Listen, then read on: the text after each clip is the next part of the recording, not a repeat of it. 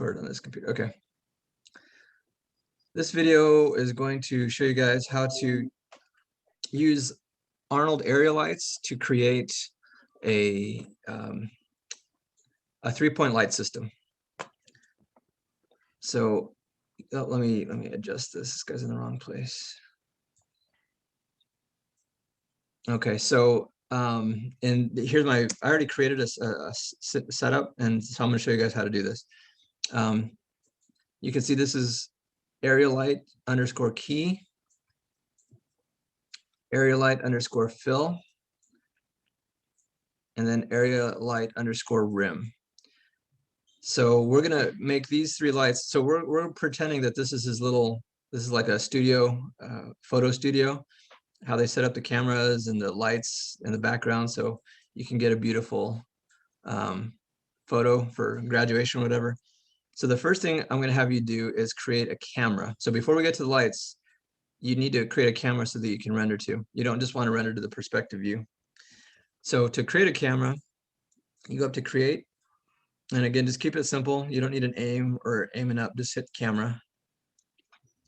There's your camera, and I've done this a couple times, so this is camera 3, but yours will probably just say camera 1. I'm going to go to panels and say layouts, 2 panes side by side. And hopefully if you have, actually, so it's already looking through my camera 2, but I want it to look through camera 3. So to do that, if you have just camera 1 selected, it's highlighted, you go to panels, say look through selected, and you can see this is my character's sweater. So we're at the very bottom of my character. So if I hold down Alt and drag out, you can see that it updates in the perspective view where my camera is, where I'm positioning my camera. So I'm adjusting my camera, but what you really want to do is tap the space bar to see, because it's going to resize it according to your new maximized camera view. So, you know, maybe you're doing a close-up of his face or full body shot, but just position your camera so you can get a good feel of what your character, what the light is going to look like on your character. And I'm kind of positioning it this way so that I can see what the shadows are going to look like on this wall here. So I'm going to say that this is the camera that I want. So, and I may adjust it, but for now, what I'm going to do is select the attributes of that camera, right click and lock the camera. So you have all these gray bars, that means I can't move it. And so you can see I'm still moving the perspective view, but I'm going to pretend that I accidentally forgot to lock my camera, which happens to us all the time. So let's say you think you're in the perspective view and you start moving your camera around. Uh-oh. It's not letting me move. Oh, I got something locked. Lock, unlock, selected.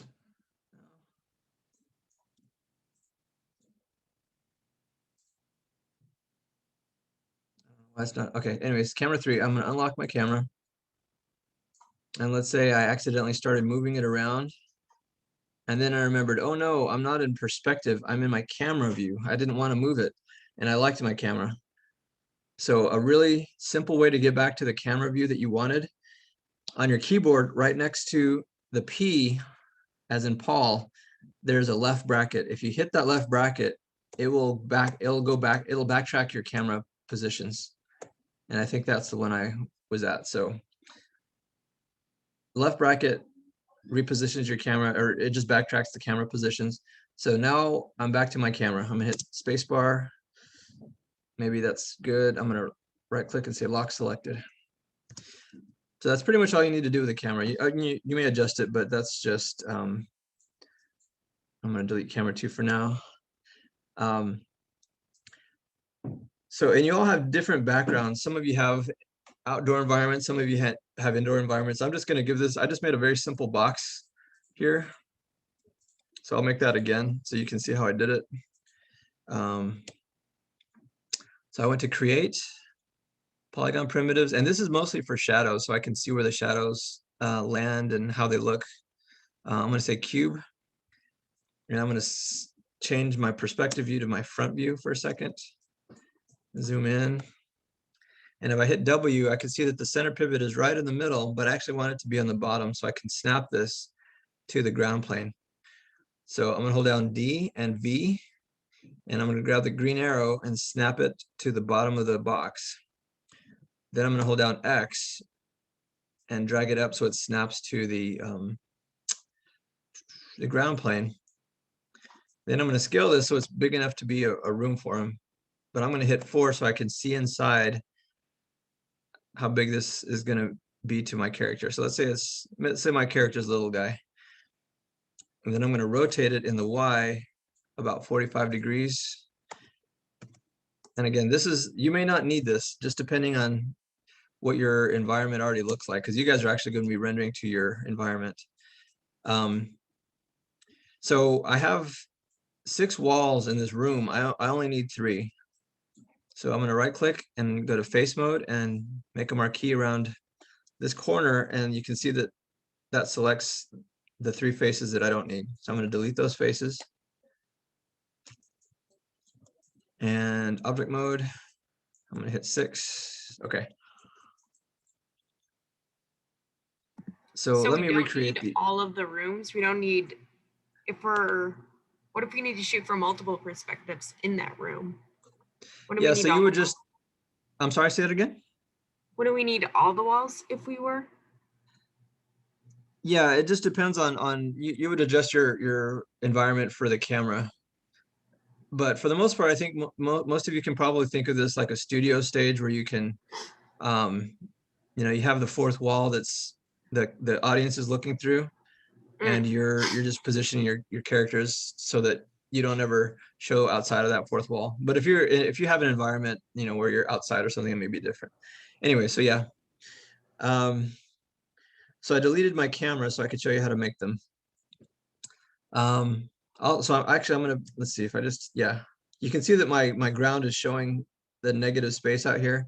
So I probably need to reposition my camera just a little bit better. So I'm gonna unlock this for a second. And now I'm just seeing room and character. Okay. And then I'm gonna lock that camera back. Okay, now this camera is gonna be in the way for now, so I'm gonna turn it off. And I'm gonna go to show, turn off cameras. You can keep it on if you want, but it's just in the way. So to make an Arnold area light, I'm gonna go over to Arnold, right next to help at the very top of the Maya tabs. And I'm gonna go down to lights, area light. And there's a whole bunch of other lights, but just for the sake of simplicity, I'm just gonna use an area light for all 3 of them. And the idea of a 3-point light system comes from photography. And I'm going to position this kind of like, so this is my key light. So before I actually move it, I'm going to name it. So AI is Arnold. I don't remember what the I stands for, but area light. I'm going to delete the 1 underscore KEY for my key light and hit enter. So if a photographer is staging this guy, the lighting for this guy, this is your main light, the hottest light, the brightest light, the main light. So I'm going to drag this up, maybe rotate it down a little bit.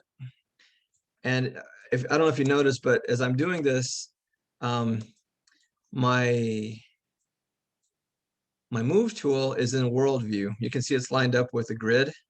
And if I hit E, my rotations are lined up for objects instead of world. So if you wanted to switch those, so you only have to move it in 1 axis, you can go to modeling toolkit, go down to the very bottom, move settings, just change it from world to object. Now I can move it in and out and drag it up or whatever, position it how I want for this character. Then I'm going to hit E and rotate it down a little bit. Maybe this is a window on the outside and the sunlight is coming in on this guy. So there's my first light, and I've named it, I've positioned it. So I'm going to go ahead and render it. Arnold, render. Actually, let me tap the space bar. I don't think that really matters. Arnold, render. So there's a couple of things to notice. First of all, it's all black, which means my intensity is way too low because it's not even picking up any objects. The other thing is, notice that it says per shape here. It should say camera 3 or camera 2. So that's the first thing I want to change. Select the down arrow and select camera, your actual camera that you've created. And I'm going to point this out now, even though this is my first rendering.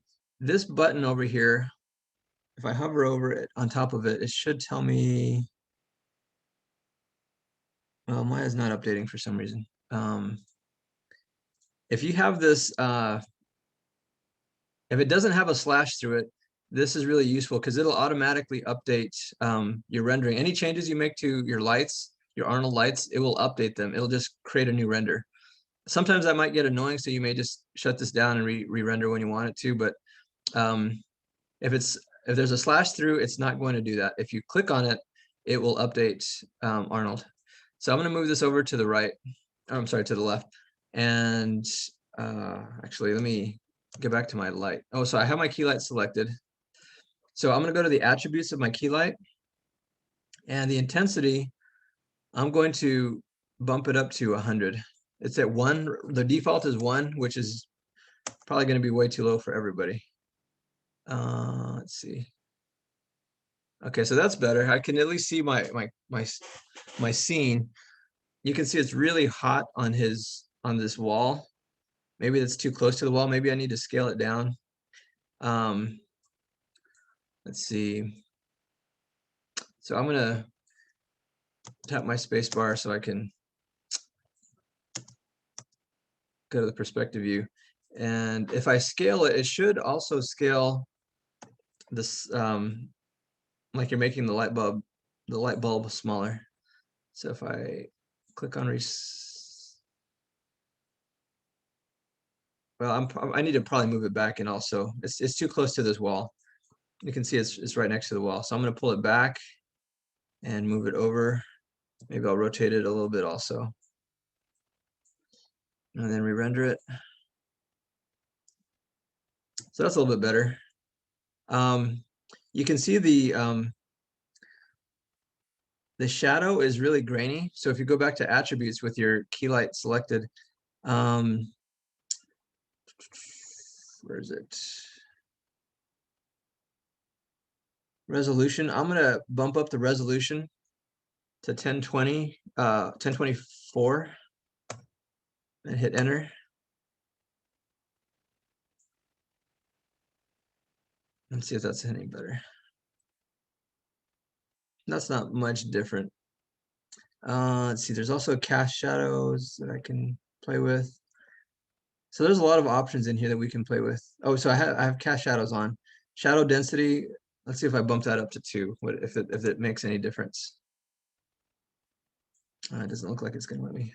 I'm gonna hit 1.7. No, doesn't like that either.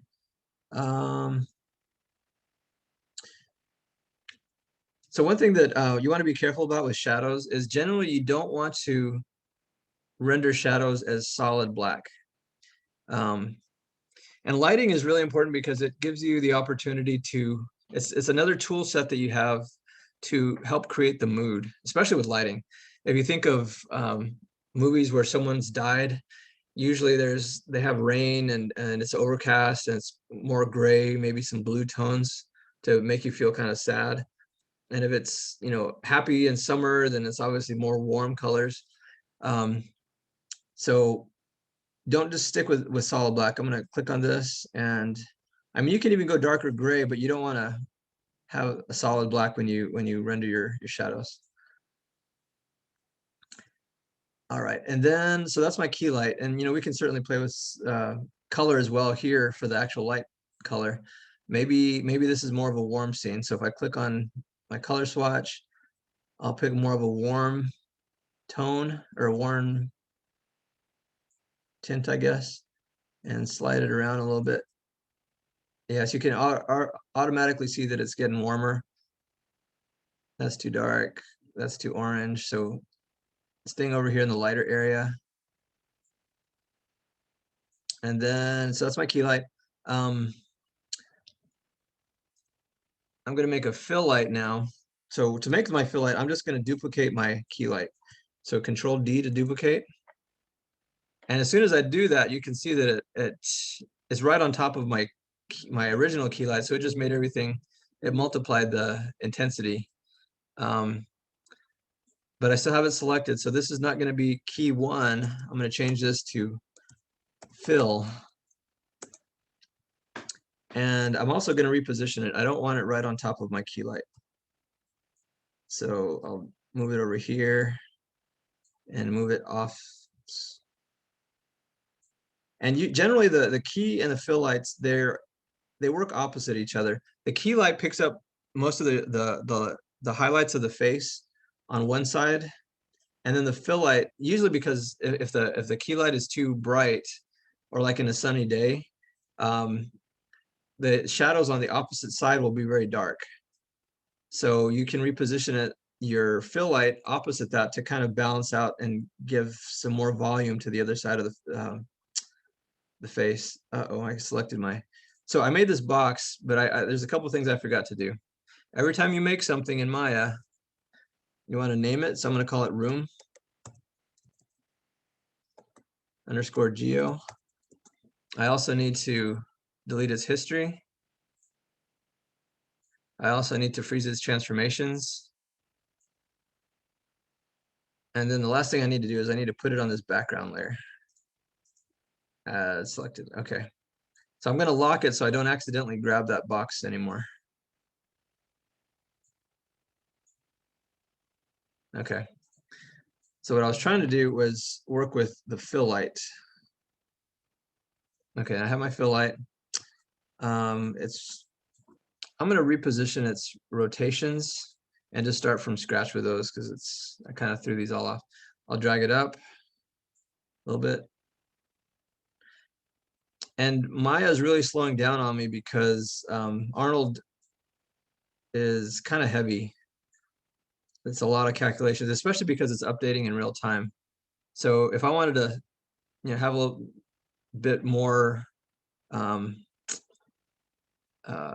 make it easier on my computer, I can turn off this automatic rendering, because I'm not ready for it to just automatically update for me. I need to position my lights first.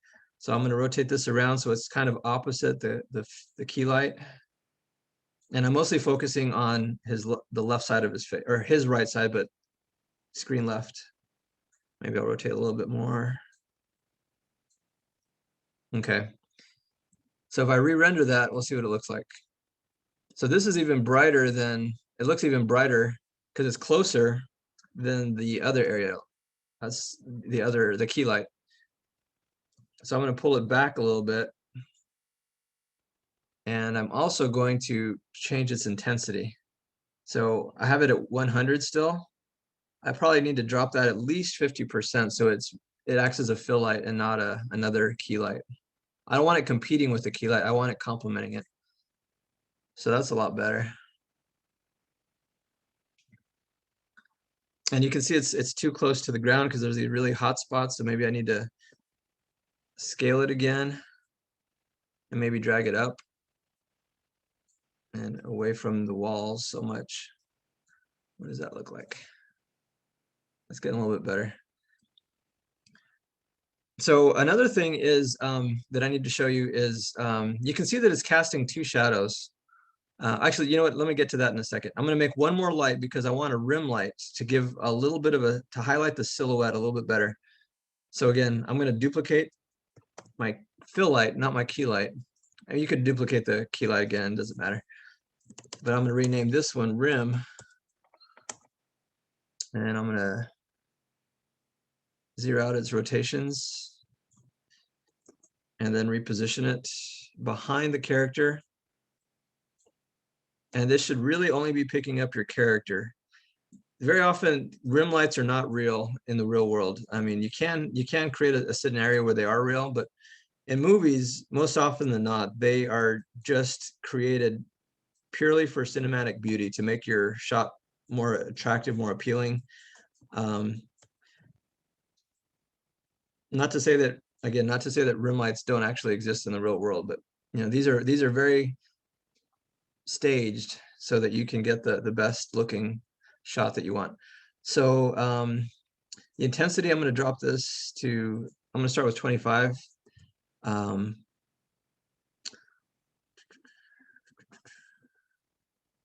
Oh, one thing I forgot about I'm gonna go back to the fill light in a second. I forgot something about the fill light. So with these three lights positioned, I'm gonna re-render and see what that looks like. And maybe I'll zoom in a little bit because I want to see if it's actually picking up my rim light. Oops. Okay, it's not quite there, so I probably need to reposition and adjust some things so that it,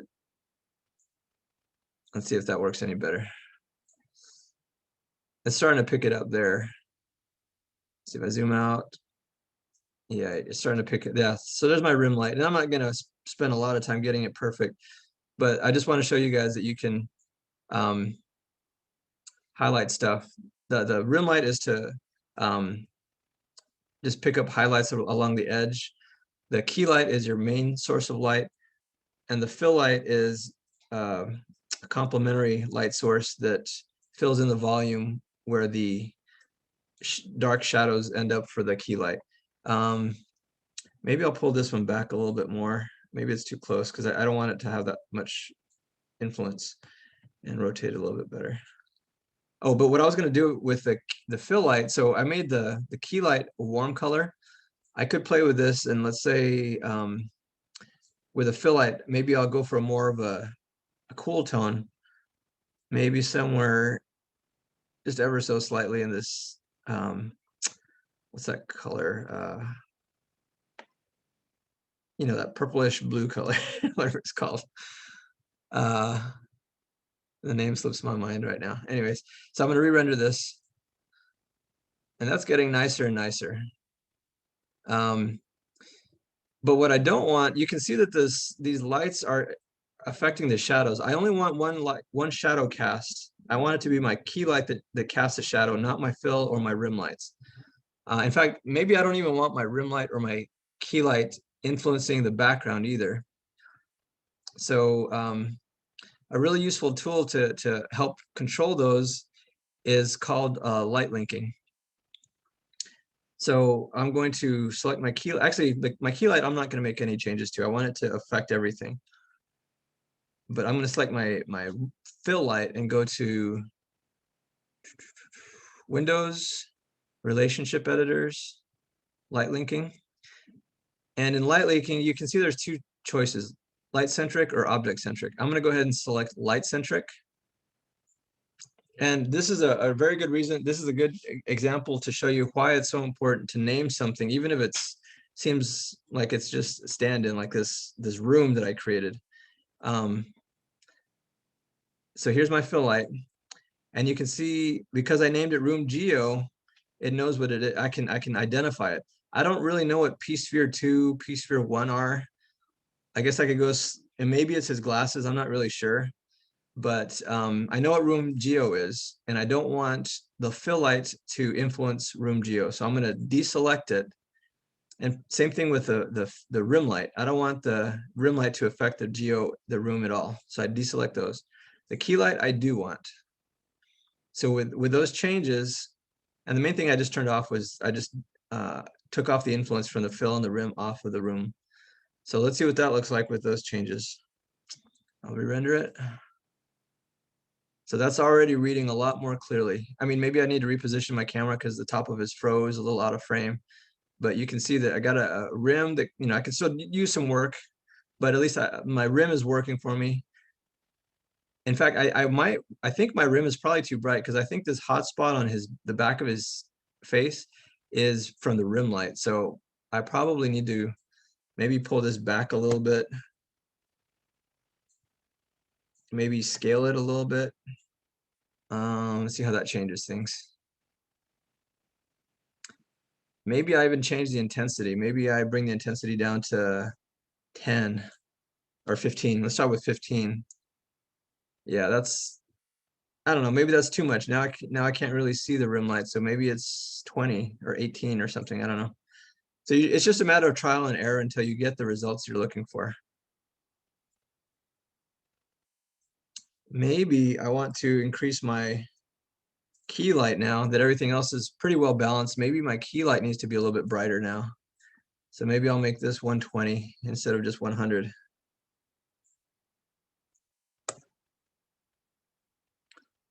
Or maybe I move it or scale it so I can, let's see if scaling it makes a difference. Yeah, you can see how that's changing.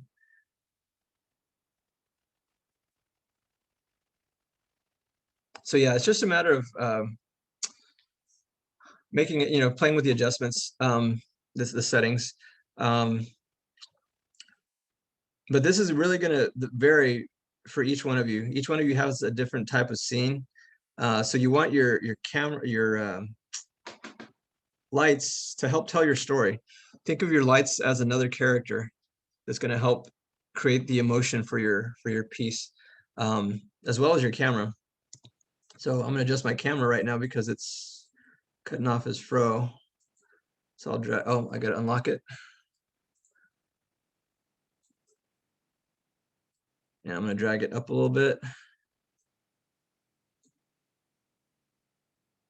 Oh yeah, it's automatically rendering. So actually that's probably pretty good right there. So I'll re-render. So what I like about Arnold rendering is it gets you to pretty good results pretty fast compared to the old way of rendering with spotlights and stuff. I mean, those work too, but it just feels much more natural very quickly. So do you guys have any questions about creating a 3-point light system or a camera?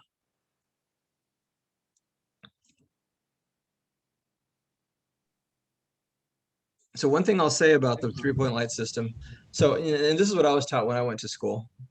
This is how I lit my scenes. But when I went to Real Effects, I was working with one of the lighters on a little outside project, and I was using a 3-point light system, and he said, I can't stand 3-point light systems. And I didn't understand why, because that's what they taught us in school. And he made the point that that's 3-point light systems are very, very limiting. In the real world of lighting in the industry, you use as many lights as you need to get the exact effect you need. Maybe you have 15, 20 lights, and each one has a very specific job. When I was in architecture, because my first career was architecture, I was doing digital renderings. That's actually how I got my 3D modeling start. And they had all these really high-tech scientific tools to set the azimuth and the longitude and latitude and the time of day and winter solstice, all these crazy things that you could plug into your lighting system. And then I would hit render and it never looks good. No matter how hard I tried, no matter if I use the exact same location as my position in the world at the same time of day, I never got the effects to work. And then like my friend was saying, they don't really bother with all these one size fits all kind of settings. You just use as many lights as you need to get the effect that you need. But for our purposes, just for the sake of primitive theater, we're doing something simple like a 3-point light. If you need to add another light, it's certainly okay. But yeah, for the most part, I think everyone should be able to get what they need to out of these lights, out of a 3-point light system. So that's all I have for lighting for now.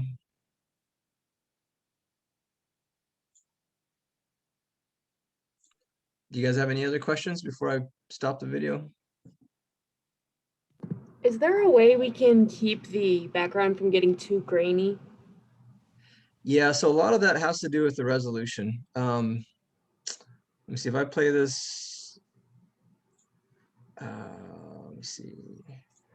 So it's probably going to be the attribute editor. Actually, let me I don't think it finished re-rendering. Let me re-render it first.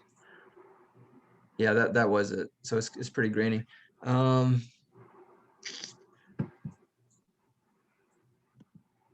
I might need to look up some more information on this because I'm just using the real basic settings.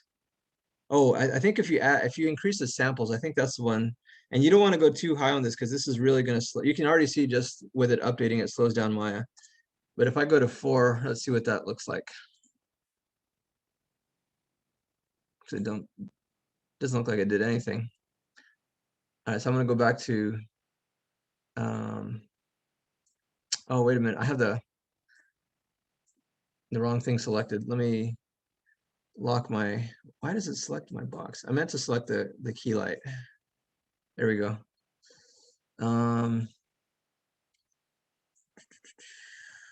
Shadow color, volume samples. Oh, I think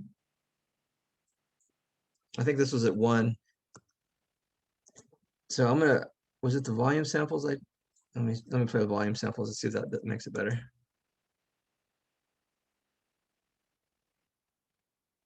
It looks still about the same. Oh, I said 42. I didn't mean to say 42. But even at 42, that's a much higher volume sample and it still didn't make any difference. So a lot of this stuff is just kind of playing with it. Shadow density, let's see what happens if we change the shadow density. I don't know, let's say 10 for now.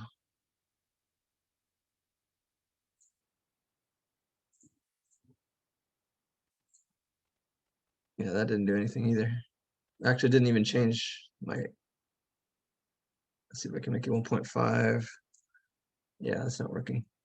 I'll have to get back with you on that. I don't have a really good answer right now, but yeah, there's a lot of different settings to play with.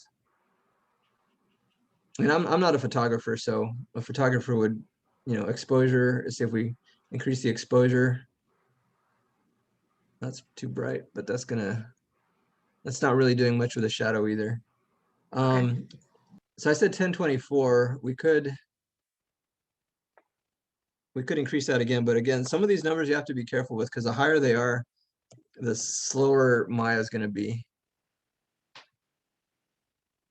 Oh, you know what? There's one last thing just before we run out of time, there's one last thing I wanted to point out about working with the lights. So let me turn on my video again, or continue with my recording.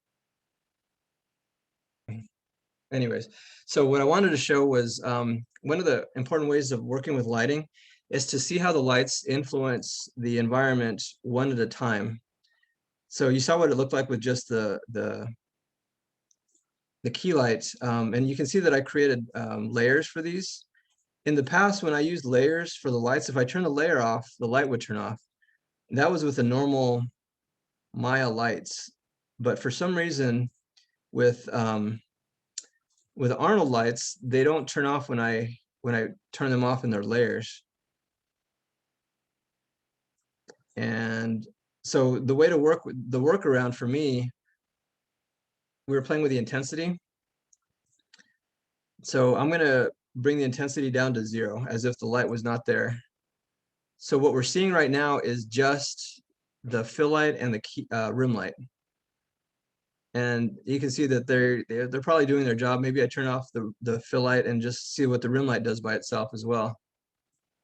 So here's the fill light. If I put this at 0, what you want to do, you want to be careful not, maybe write down these numbers that are working for you. So that's just my rim light. And let's see, maybe I turn off my rim light and I look at just my fill light. So I was pretty happy with 50 for my fill light. Yeah, so it's just kind of picking up the volumes there. I think your screen is frozen. Is it frozen for anyone else? Or is it just me? So you guys aren't seeing the changes I'm making? I thought they I were think it's subtle, frozen for me. but No. yeah, I think Autumn's I- actually right. I can barely hear you guys. Can you speak up? Is it frozen for everybody? Yeah. Well, at least for me too. Okay, well, maybe I'll show that next time because we're almost out of time anyways.